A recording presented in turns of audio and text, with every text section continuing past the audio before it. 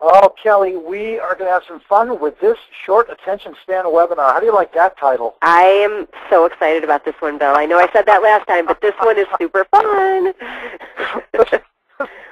You know, we write these things, and sometimes inspiration hits us. And this is one of the ones that I couldn't wait to share with you because I thought, oh, this is hysterical. You're going to have a blast with this one. And so let's talk about some of the stuff my sales trainer says. All right. Number one, Kelly, never leave a voicemail message. Why is that dumb? My head explodes when I hear this. I just can't believe that anybody would miss the opportunity to communicate with somebody. Granted, 99% of the time you're going to get voicemail, so you need to learn to embrace and accept it. We've been saying this for years. It's a great way to tell somebody who you are, what you're about, and what you're like to do business with. So I can't fathom not leaving a voicemail. Yeah, this is an audition. You know, this is a chance to demonstrate your professionalism, your attitude, your passion, your sense of humor. Why in the world would you not leave a voicemail message? I mean, this is the Wayne Gretzky. You will miss 100% of the shots you never take. And yet, I've heard this before. You know, I don't leave voice messages. Why not? Oh, I heard that. A sales trainer said that. Oh, God. Bill, you know, one more thing I'm going to say about this, and this really, I think even just in the last year, this has changed a tremendous amount. People simply aren't talking anymore. You know, we're having so much more one-way communication with people. We're emailing, they're reading our blogs, they're following us on Facebook and Twitter and Pinterest and all these different things. So if you don't leave the voicemail, you're never going to get them live. So you absolutely positively are missing out on yet another one-way conversation. So, again, yeah, I can't fathom not doing it. Let's bring down the next one here. Never quit going after an account. I'll tell you why I added this one, Kelly, because, you know, trainers will say, look, you know, after a while, give up. And here's the problem that I have. If I've called someone, say 5 times, right, I've built up equity in the process. They know that I'm after them. They know that I'm interested. They've gotten a sense for who I am. I've left some good quality voicemail messages like the last one says. If I quit now, this would be like an advertising agency saying, all right, only put your ad on 5 times and then shut it off. Don't advertise anymore. That's not what they do.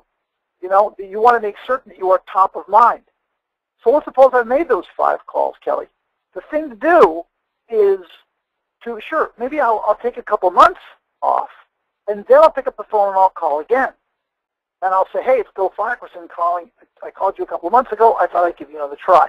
Now, I've been a sales trainer in this industry for over 20 years, and I have heard numerous occasions from people who said, Bill, I got a phone call from someone that I worked on with you 6 months ago, and I never heard from them, and they called me up and said, I never forgot about you. I didn't need anything back then, but I need something now.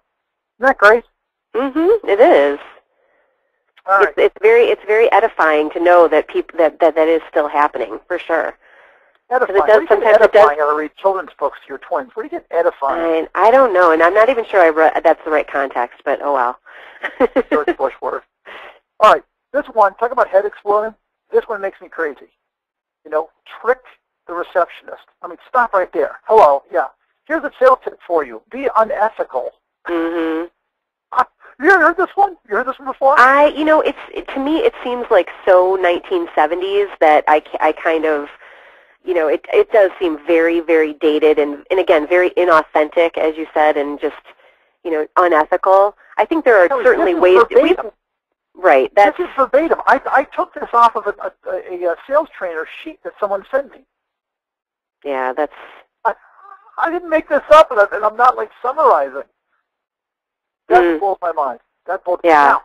Now, I'm okay with calling somebody up and say, and the thing is here, by the way, they say, look, call a receptionist, ask when you speak to the receptionist, asking for the accounting department, because they'll put you through because you're a customer. When you get to the accounting department, say, oh my gosh, what am I doing here? I need to get transferred to the marketing department. That's what they're saying to do. I'm okay with somebody calling up a salesman at that company, but being totally honest with them and saying, you know, I need your help. Exactly, I need your help. I'm preparing a sales call on your company. That's different. Agreed? Right. Okay. Another anvil. Ready? This one's yours. 100. Make 100 sales calls a day. Boy, this is like Glengarry Glen Ross, right? Why do we find this one so dumb? Because it's quantity, not quality, I think. I mean, it really, if you made 10 really quality calls that you did research and you knew what what your game was and what you were talking about and that you had something of value to say, I would much rather you make 10 calls a day than just completely blindly dialing for dollars and leaving 100 voicemails. Yep, absolutely. Absolutely. And there was a time I think that I probably made 100 sales calls a day, and I think there's a point you have to cut your teeth, I think, with more I'm going to say this wrong, more quantity than quality.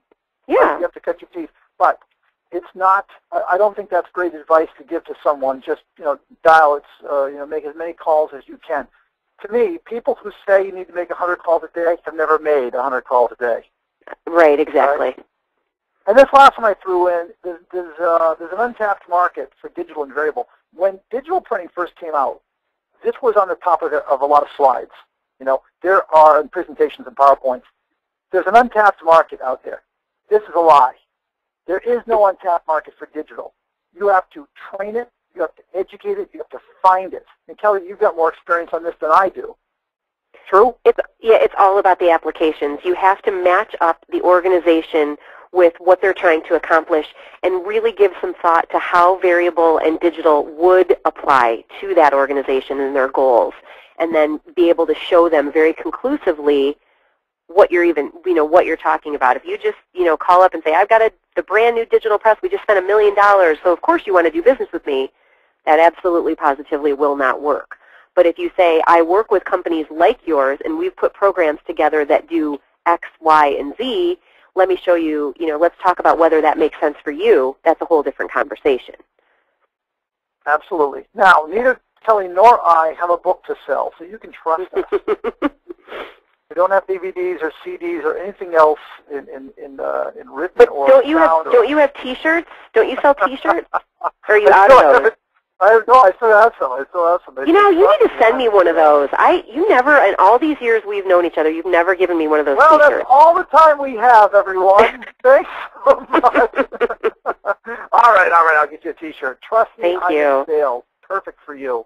Yeah. I hope your daughter spit up on it. Ugh. Everyone, we'll talk to you on the next short attention span webinar. Thanks, Kelly. Thanks, Bill. Told you that one was going to be fun. It was fun.